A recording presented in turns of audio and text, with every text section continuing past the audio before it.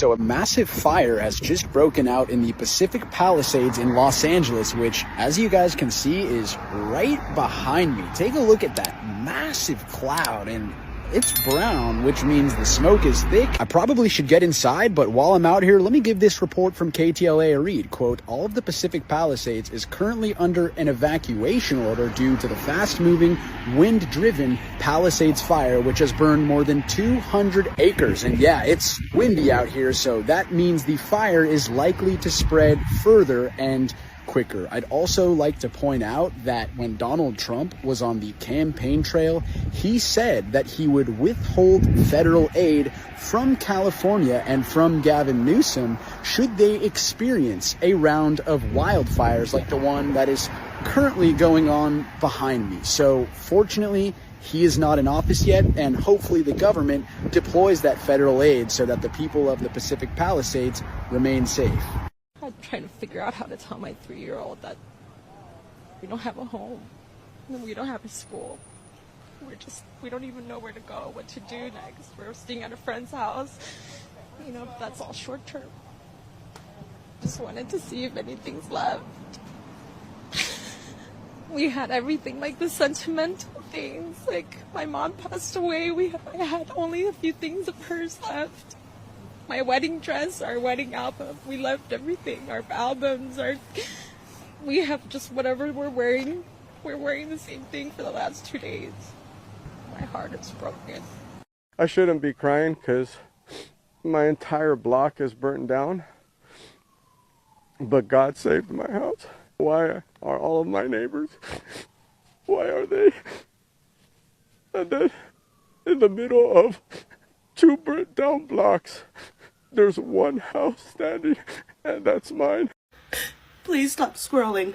I'm a Los Angeles native. I was raised and I was born and raised in Los Angeles. I've lived all over LA. This is not normal. Okay? This is not normal. They're trying to do something. They're burning down my hometown. If you're laughing about this, fuck you. All my memories, all my fucking memories, my old childhood. These are regular people. You know how many black people live in Los Angeles? Do not make jokes about this. It's stretching it all over. They're burning down LA. Fuck you guys if you're laughing about this. Fuck you. Our community is beyond devastated. We are all pulling together. A lot of my friends have lost their home. I'm waiting to see if our home will be there. Right now it's just a waiting game. But I just want you to know I appreciate all the texts and DMs. Well, hey everybody, here we are in the middle of this catastrophe, this fire that's unbelievable in Los Angeles. It's unbelievable, is all I can say. So we were home. We're in an evacuation zone in the house that we rent there in Santa Monica. And so we came to the Four Seasons Hotel, which luckily had like the last room.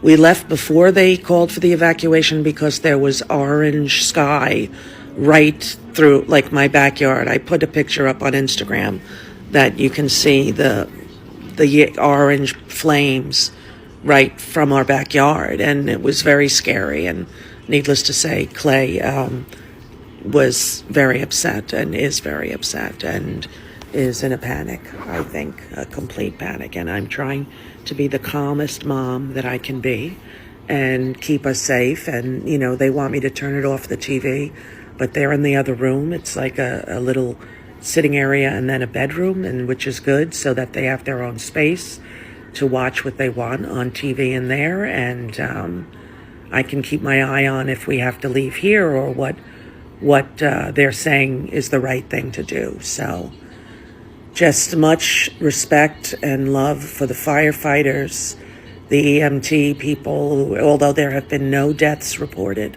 which is a miracle, truthfully, no deaths reported.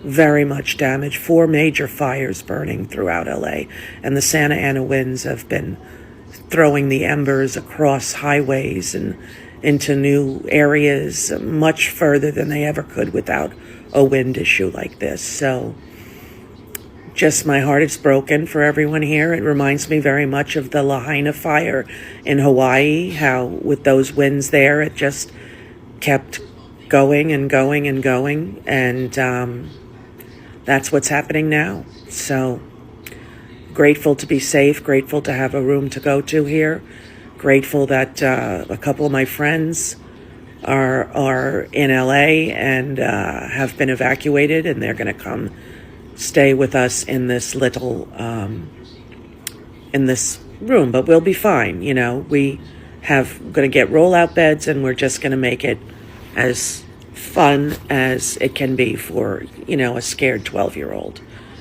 But it's her best friend that's coming because it's her birthday yesterday, which was very traumatic for them as well, to say, now every birthday I'm going to think of this fire. And, you know, just a heartbreak for them, just a heartbreak. And it's kind of the first time as a mom that I felt overwhelmed by their terror. You know, I stayed calm, I did my best, I did everything I could, but they're in panic mode. And we just ordered some food, so we're going to get something to eat. Took the dog out for a walk, and she went to the bathroom, which was great. And that's all. That's all that's going down. And lots of my friends have lost their homes. I'll wait till they're ready to talk about it. But, you know, Pasadena, the Palisades, Malibu, Altadena, Eaton fire, thousands and thousands of acres are burned, and so far there are 2 civilian casualties, they just said. Now there's a Hearst fire in Sylmar, which is 500 plus acres burned. It's really amazing. There's all kinds of rumors about what's no longer standing in Malibu, and you know, I don't want to say any of the places because I'm not sure what's happened. And, you know, the news reports are not always so accurate. But I did see a video of the place that we lived in Malibu that I believe is also gone. That's from the street. We couldn't tell, but we saw the numbers of the houses, and it was right next to our house that we rented in Malibu for a year when I turned 60. And I'm about to be 63 in March. So there you have it. You know, never been in a fire. It's very scary. The visuals are terrifying. The embers that are flying through the air as these reporters are talking, and they're being pelted by fire ember. I mean, it's very scary. And at night when the winds were blowing and the fires were glowing here from our 12th floor hotel room, we can see the hills alive with fire. So I'm just praying that more people stay safe.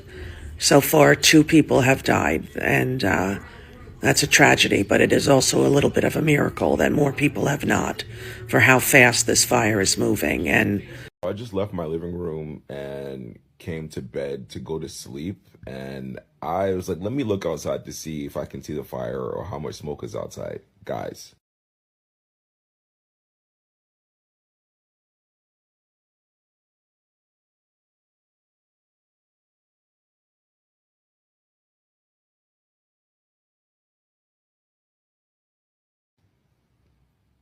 and now my friends are texting me saying, should we evacuate? This is crazy.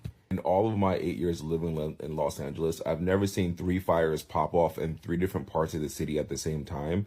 So we have the fire in Palisades, which is now by Topanga. We have a fire in Pasadena, and Altadena has to evacuate. And now there's a fire in La Brea. And the winds is like 70 miles an hour. No joke. My windows are doing right now. This is crazy. Y'all pray for LA, man. This is crazy. We have some breaking news coming out of LA that can make the already devastating situation there even worse than it already is. Apparently, the Eaton fire in LA is barreling towards the Mount Wilson Observatory, which is on top of, obviously, Mount Wilson. Now, this is important because there's a communications tower that sits on top of Mount Wilson. This tower controls local TV, radio, and emergency services communications. So what does this mean? Well, if it goes down, one, locals aren't going to have TV or radio. They're not going to be able to see what's going on. But number two, if it goes down, it's going to make it much harder for firefighters, EMS, first responders to coordinate efforts to try to fight and quell these firefighters and get people to safety, putting more homes and more people, more property in jeopardy. Currently, they're already operating on limited communication coming out of there because there's already a power outage going on at the observatory. This is critical infrastructure, y'all. If this goes down, it's going to make these raging fires much, much more difficult for first responders to combat, for people to get out in time. It is absolutely devastating. Look, I know that I have a lot of followers in the Los Angeles area, and I know that a lot of y'all know people in the Los Angeles area. Please send them this video, or at least let them know about this potentially happening to this tower. If they are anywhere in the path of these fires, please implore them to get out now before it's too late and they can't get the communication in time. As soon as we have more updates, I'll be back to let you guys know. So hit the follow button, drop your thoughts in the comments so this gets pushed out to the algorithm, and I'll be back soon. Hey everyone, welcome back to the channel. Today we are diving into something that has been on everyone's mind, the devastating Los Angeles wildfire. What caused it, what is the impact, and how people are reacting? Let's talk about it. We have some really terrible breaking news about the fires in LA County and Pacific Palisades. Governor Gavin Newsom has officially declared a state of emergency, and now more than 30,000 LA residents are under an emergency evacuation order as the fire has now burned more than 1,200 acres. And the fire is only spreading faster. The winds are only picking up in LA County as nightfall hits. Folks, this is getting really bad. Multiple homes have been destroyed. Multiple buildings are on fire. You even have the fire threatening schools in the Pacific Palisades. More than 13,000 structures in LA County near the Pacific Palisades have been impacted by these fires. More than 30,000 people have already been displaced, and it could only continue growing as we reach nightfall. If you live in the area, if you live in California, if you know anyone who lives in the area, please spread the word for them to get out now. This is an extremely dangerous and volatile situation, and it's only going to get worse. Comment below your thoughts, spread the word, and follow along for more, and say a prayer with me for the people in the line of the fires. Here's the scary truth about the California wildfire going on and why it's almost impossible to stop. I've lived in Los Angeles over 10 years now, and I've learned a few things about the wildfires here. Speed and intensity. Most California wildfires move up to 15 miles per hour. That's faster than most people can run. They destroy everything in their path in minutes. Size. California wildfires have burned millions of acres each year. The 2020 fires burned more than 4.3 million acres. That's bigger than Connecticut, y'all. Cost and containment. These wildfires literally cost millions of dollars to contain. In 2021, the Dixie Fire alone cost over $62.3 million to suppress. We're not talking about 3 million, 4 million. We're talking about 62 million and above. And then we have manpower, which is our firefighters. We have our firefighters that are working tirelessly in ridiculously dangerous conditions. Everyone's evacuating, they're running in. Sometimes it gets to the point where the state hires inmates to help put out the fires because the firefighters, they're exhausted, they need a break. And what happens when you run out of firefighters? You bring on inmates. True story, y'all. Another huge factor, water scarcity. Yes, it's possible to run out of water. It takes millions and millions of gallons of water to put out these fires. In California, the combination of drought and limited resources makes it really, really hard. Weather obstacles, like what's happening right now, the wind. The wind is insane right now. The wind is what's spreading the fire. Not only that, the wind can blow gusts of fire, like pieces of fires, to other areas of California and start another wildfire there. So wind is the biggest challenge. So when people are like, I thought the fire was in Palisades, like, why is it now in this area? And how is it all the way in that area? That's because of the wind, and it's literally picking up the fire, throwing it like a fireball to other areas of California. Air quality. The fires are emitting a ridiculous amount of carbon dioxide, ash, smoke, We are breathing that in every day. So even if you're miles away, you're still going to suffer with the consequences of the smoke and the ash. And if you have asthma or any kind of lung issues, I highly recommend that you put on a damn mask or just stay the fuck inside. And then recovery time. We don't really talk about how it can take decades to recover from these wildfires, to the point sometimes where it can actually damage and affect the ecosystem for eternity. Like literally some ecosystems will never be the same because of California wildfires. So how can we prevent these wildfires? Honestly, humans are 80% of the time, humans are the cause of wildfires like this, especially in California where it's very dry. Be careful with unattended campfires. Be careful with fireworks. Or sometimes it's not caused by humans and the wind is really bad and you have a downed power line and boom, that's all it takes. That said, I know you're hearing a lot of things on the news, but now maybe you have a better understanding of how these fires start and why it takes so long to put them out. I'll keep you guys updated with the fires here. Please stay safe, stay aware, and take care of each other. The Los Angeles wildfire is not just another seasonal fire. It's a devastating event that has caused massive destruction and left communities shaking. To understand this event, we need to look at several key factors: the causes, the immediate impact on people and the environment, and responses from local authorities and communities, and the broader long-term implications. California is no stranger to wildfires, with Los Angeles being one of the areas most affected by this annual influence. This latest wildfire in LA was exacerbated by a variety of factors that have become increasingly common in the region. First and foremost is the extremely dry weather. The region's hot and arid conditions have made the vegetation particularly vulnerable, with temperatures climbing higher than usual in recent weeks. The plants and trees that usually offer some form of protection from the fires have become kindling, making it much easier for flames to spread rapidly. Additionally, California has been experiencing drought conditions for several years, and this only adds to the problem. But it's not just the weather. Many of California's fires are ignited by human activity, whether it's a careless spark from a power line or a discarded cigarette. People can inadvertently start fire that can quickly spiral out of control. In this case, authorities are investigating the specific cause of the fire, but it's likely that human error, combined with the dry, hot conditions, played a significant role in the scale of this disaster. The impact of this wildfire has been felt far beyond the immediate danger zone. Of acres of land have been scorched and homes have been destroyed in an instant. Families that once lived in tranquil neighborhoods now find themselves displaced, some with nothing but the clothes on their backs. The emotional toll on these residents is unimaginable. Everything they have worked for, the place they call home, has been lost to flames. And while some people have been able to evacuate in time, many others have to live in a rush, not knowing whether their homes will survive. The environmental impact is also several. Los Angeles is a home of diverse ecosystems, and the loss of these areas means that wildlife is losing its habitat. In addition to property loss, there are animals that have died and been displaced. The destruction isn't just about buildings and land, it's about an entire web of life being disrupted. And then there is the air quality. The smoke and ash from the fire have spread far beyond LA, affecting people's health in places they may not have even realized were at risk.